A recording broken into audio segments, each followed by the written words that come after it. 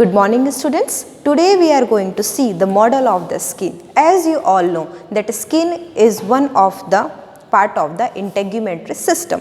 It is the largest part of our body and it covers around the 20 square feet area.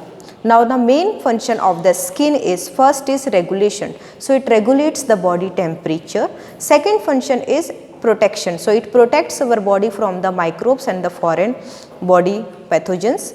Apart from that, it also helps in the synthesis of the vitamin D. It is one of the sense organ also. As you know that we feel the hot, cold and the touch sensation, that is because of its function. So it is one of the very important organ of our body.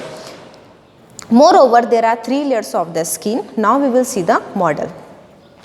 So as you can see, this cream part, this is the epidermis layer.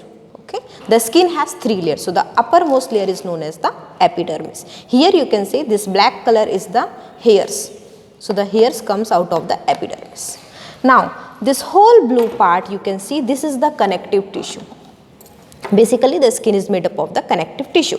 Now from this part till this part, this yellow part, this part is known as the dermis. So the dermis is the part which comes beneath the epidermis.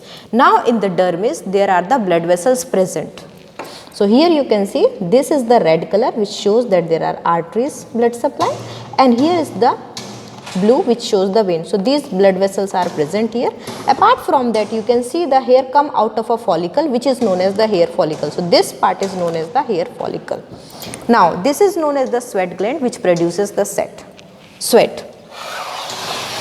Now here you can see there is a muscle which is attached to the hair follicle. This muscle is known as the arrector pili muscle, which will, whenever it contracts, it helps to form the goosebump.